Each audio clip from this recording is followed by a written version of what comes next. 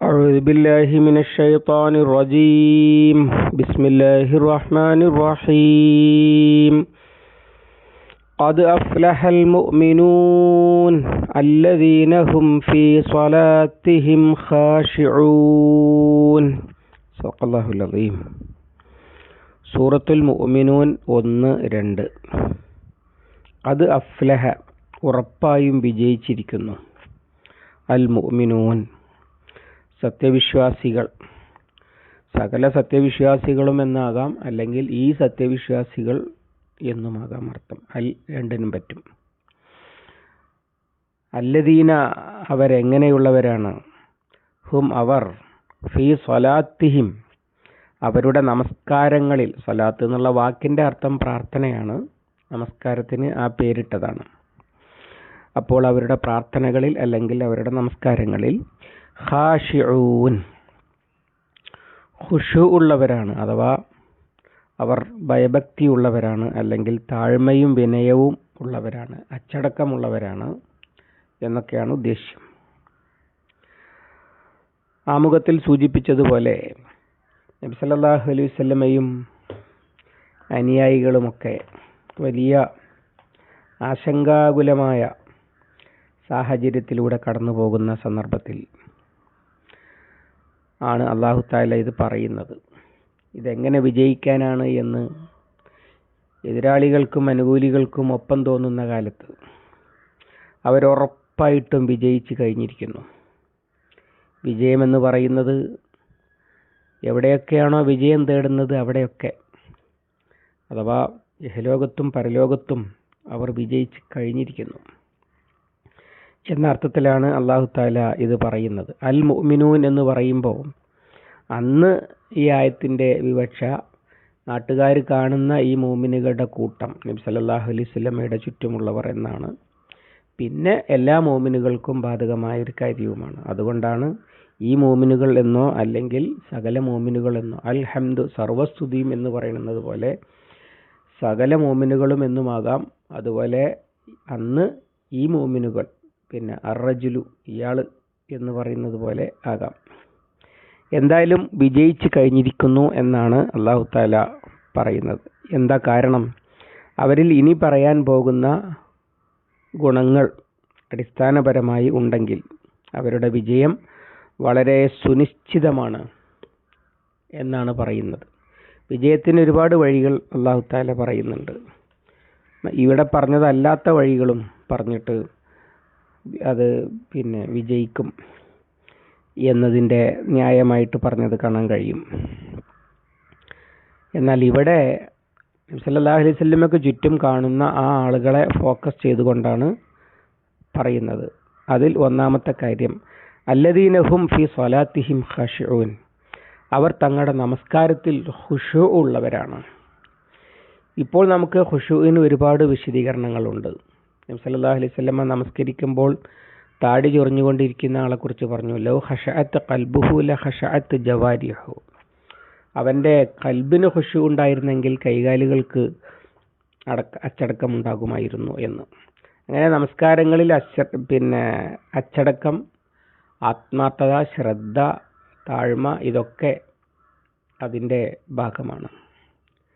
എന്നാൽ ആയത്ത് ഇറങ്ങുന്ന സന്ദർഭത്തിൽ അതിലും അപ്പുറം അതിന് ചില വിവക്ഷകൾ പരിശുദ്ധ ഖുർആനിൽ നിന്ന് തന്നെ അതിൻ്റെ സൂചനകൾ നമുക്ക് കാണാൻ കഴിയും. അത് അവരുടെ നമസ്കാരത്തെക്കുറിച്ച് സൂറത്തുൽ അംഫാലിൽ പിൽക്കാലത്ത് പറഞ്ഞത് ഖുർആനിലുണ്ട്. വമാ കാന സ്വലാത്തുഹും ഇൻദൽ ബൈത്തി ഇല്ലാ മുക്കാഅൻ വതസ്തിയ ഫദൂഖുൽ അദാബ ബിമാ കുൻതും തക്ഫുറൂൻ. അവരുടെ ആ വിശുദ്ധ ഭവനത്തിൻ്റെ അടുത്തുള്ള അവരുടെ പ്രാർത്ഥന, അവരുടെ നമസ്കാരം, അത് മുക്കാവും തസ്തിയത്തും, അഥവാ വിളിയും തെളിയും, അല്ലെങ്കിൽ ഈ കുഴൽവിളിയും ചെണ്ടമുട്ടും ഇങ്ങനെയൊക്കെയുള്ള മുട്ടും വിളിയും നമ്മൾ പറയില്ലേ, ഇതുപോലുള്ള കുറച്ച് കാര്യങ്ങളായിരുന്നു.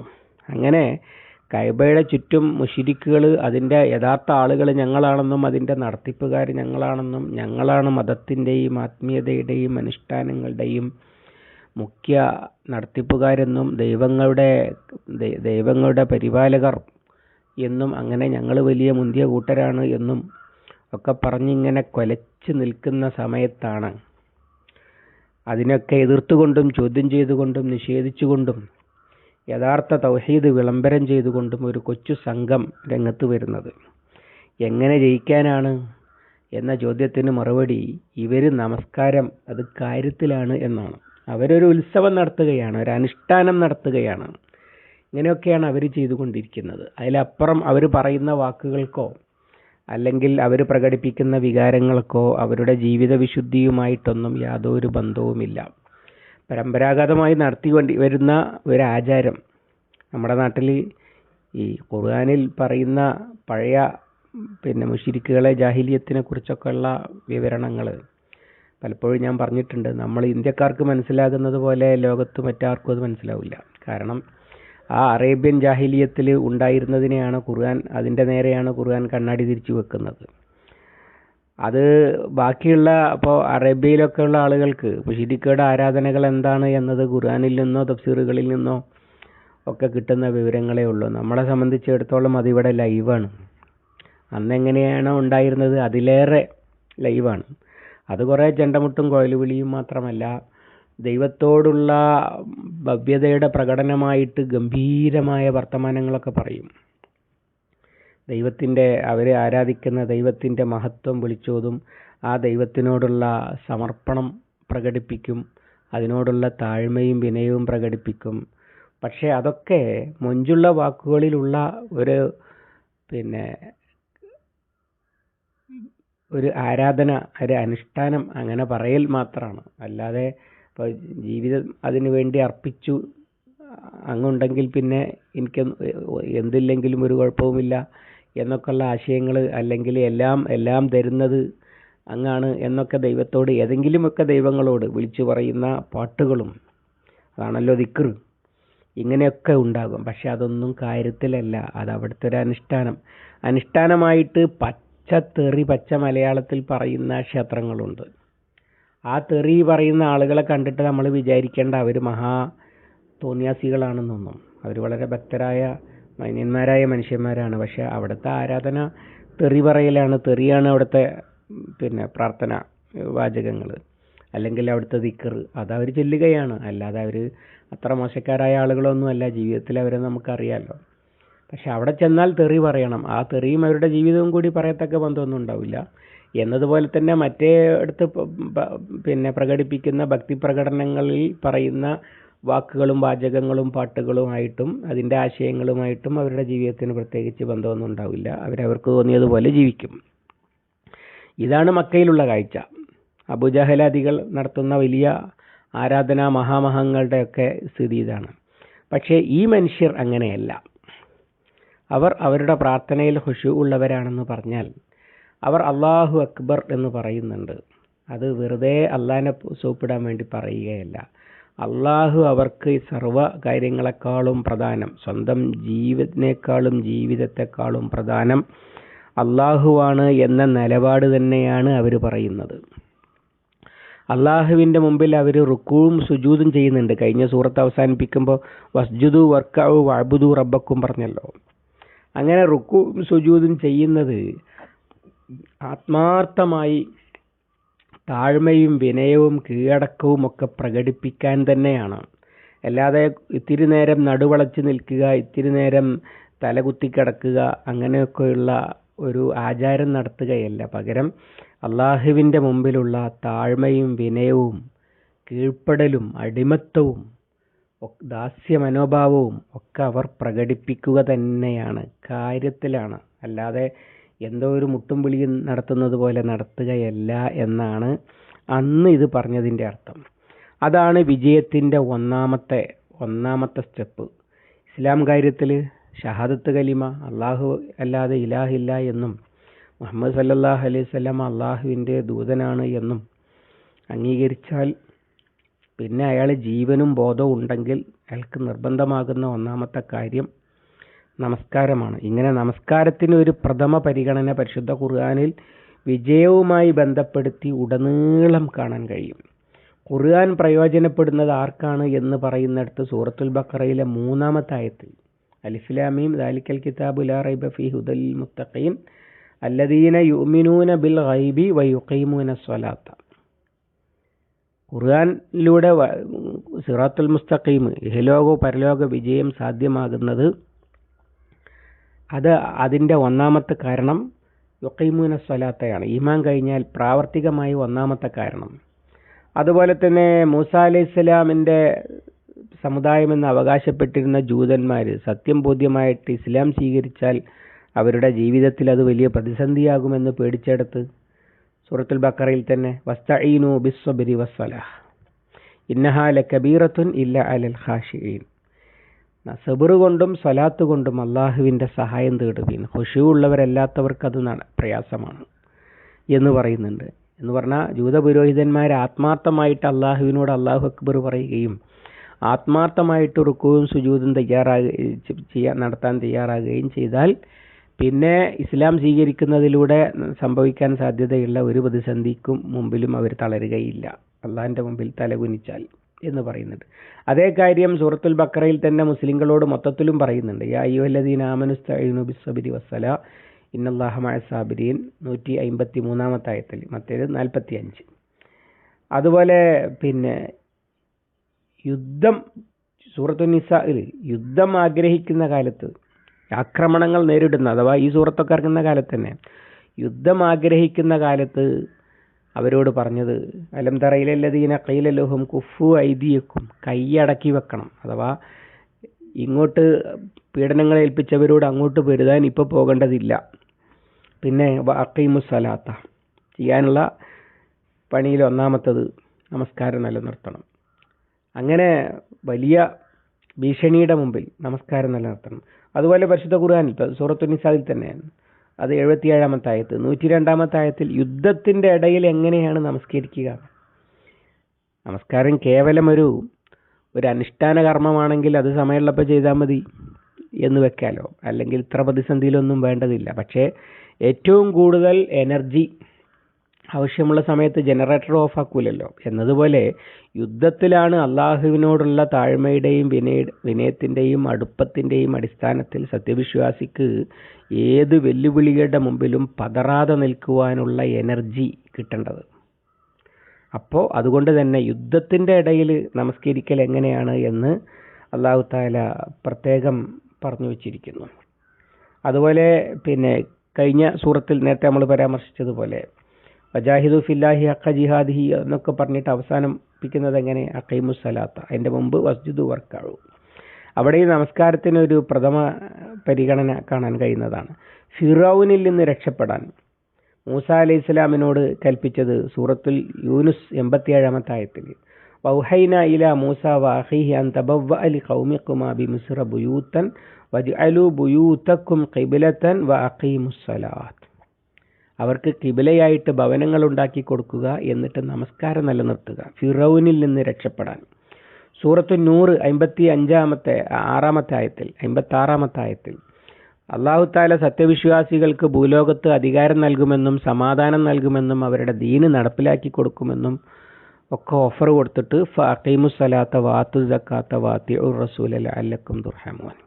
അവിടെയും ഒന്നാമത് പറയുന്ന കണ്ടീഷൻ, മേലെ പറഞ്ഞ ഓഫർ കിട്ടാൻ ചെയ്യേണ്ട ഒന്നാമത്തെ കാര്യം ശരിയായ വിധം നമസ്കാരം നിലനിർത്തുക എന്നതാണ് എന്ന് പറയുന്നത് കാണാൻ കഴിയും.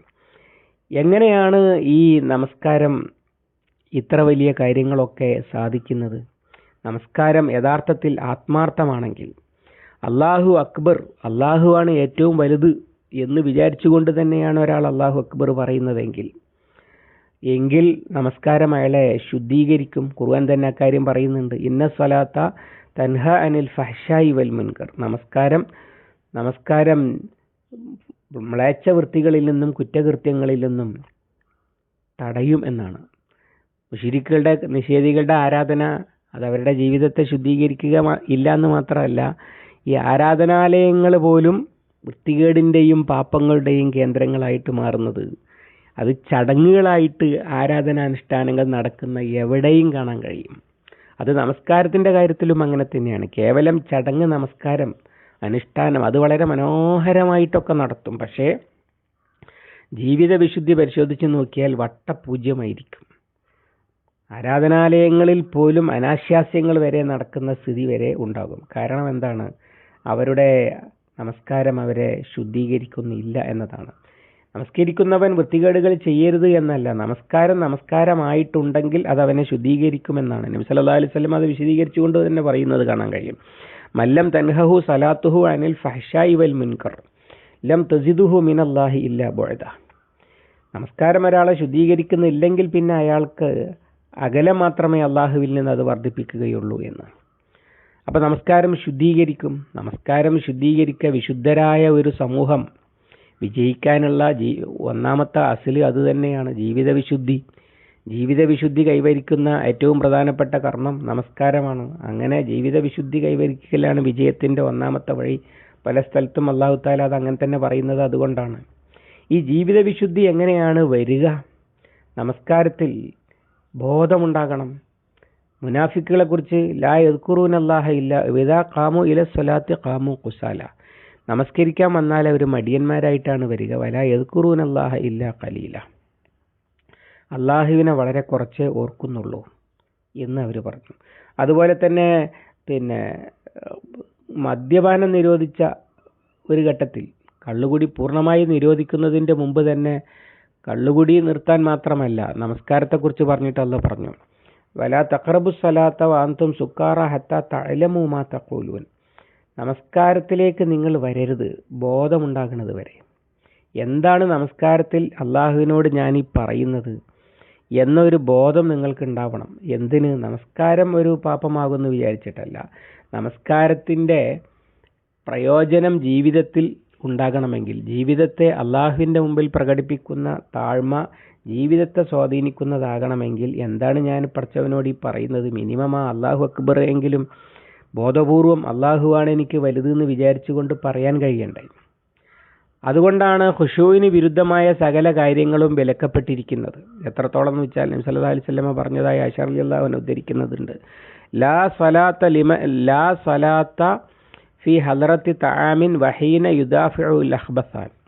ഭക്ഷണം ഹാജരായിരിക്കുന്നു, ശ്രദ്ധ അതിലാണ്, വായിൽ വെള്ളം വരുന്നുണ്ട്, അപ്പോൾ നമസ്കരിക്കാൻ നിൽക്കരുതെന്ന്. കാരണം എന്താ? നമസ്കാരത്തിൽ ചെല്ലുന്നതിൻ്റെ ശ്രദ്ധ ഉണ്ടാകുകയില്ല. അതുപോലെ മലമൂത്ര വിസർജനത്തിന് മുട്ടുമ്പോൾ അത് പിടിച്ചു നിന്നുകൊണ്ട് നമസ്കരിക്കാൻ പാടില്ല. കാരണം എന്താണ്? ശ്രദ്ധ അതിലായിരിക്കും. ഇങ്ങനെ തുടങ്ങി ഒരുപാട് കാര്യങ്ങൾ നമസ്കാരത്തിൽ അശ്രദ്ധ ഉണ്ടാക്കുന്ന കാര്യങ്ങൾക്കെതിരെയൊക്കെ നബി സല്ലല്ലാഹു അലൈഹി വസല്ലമയുടെ മാർഗനിർദ്ദേശങ്ങൾ കാണാൻ കഴിയും. അല്ലാഹു തആല മനഃപൂർവ്വം നമസ്കാരത്തിൽ അശ്രദ്ധരായിട്ട് ഉള്ളതിനെക്കുറിച്ച് കുറ്റകൃത്യം എന്നാണല്ലോ പറഞ്ഞിട്ടുള്ളത്. ഫവൈലുൽ ലിൽ മുസല്ലീൻ അല്ലദീന ഹും അൻ സ്വലാത്തിഹിം സാഹൂൻ. ഇതിൻ്റെ നേർവിപരീതം അല്ലദീന ഹും ഫി സ്വലാത്തിഹിം ഖാശിഊൻ എന്ന് പറഞ്ഞതുപോലെ അല്ലദീന ഹും അൻ സ്വലാത്തിഹിം സാഹൂൻ. അവർക്ക് നാശമാണ് ഉണ്ടാകുക. കാരണം എന്താണ്? അള്ളാഹുവിൻ്റെ മുമ്പിൽ നിന്നിട്ട് അവർ അള്ളാഹിനോട് ബോധമില്ലാതെ സംസാരിക്കുകയാണ്. ഒരു ഉദ്യോഗസ്ഥൻ്റെ മുമ്പിൽ നിന്നിട്ട് ഏതൊക്കെയോ ഒരു മനസ്സ് വെച്ചിട്ട് എന്തോ ഹാലിൽ എന്തൊക്കെയോ പറയുക. ഒരു പോലീസുകാരനോട് എന്തൊക്കെയോ ഹാലിൽ എന്തൊക്കെയോ പറയുക. ഇങ്ങനെയുള്ളത് എത്ര ഗുരുതരമായ പ്രശ്നമായിരിക്കും. എങ്കിൽ ഉള്ളിൻ്റെ ഉള്ളറിയുന്ന അള്ളാഹുവിനോട് വേറെന്തൊക്കെയോ ആലോചിച്ചുകൊണ്ട്, വേറെന്തൊക്കെയോ ചിന്തിച്ചുകൊണ്ട്, വേറെന്തൊക്കെയോ പ്ലാനിട്ടുകൊണ്ട് ഇങ്ങനെ മനസ്സതിലാണ്. അതേ സമയത്ത് ഒരു വൈത്താരി എന്നോണം ഇങ്ങനെ എന്തോ പറഞ്ഞുകൊണ്ടിരിക്കുന്നുണ്ട്. അത് എത്ര വലിയ ദുൽമാണ്. അതുകൊണ്ടാണ് അവർക്ക് നാശം എന്നും അല്ലെങ്കിൽ നരകത്തിലൊരു സ്പെഷ്യൽ ബ്ലോക്ക് തന്നെ അവർക്കുണ്ട് എന്നും ഒക്കെ അല്ലാഹു തആല ആ വയലെന്ന് പറയുന്നതിൻ്റെ അർത്ഥം അതാണ്. അപ്പോൾ നമസ്കാരം യഥാർത്ഥത്തിൽ കാര്യക്ഷമമായാൽ അത് ജീവിതത്തെ ശുദ്ധീകരിക്കും.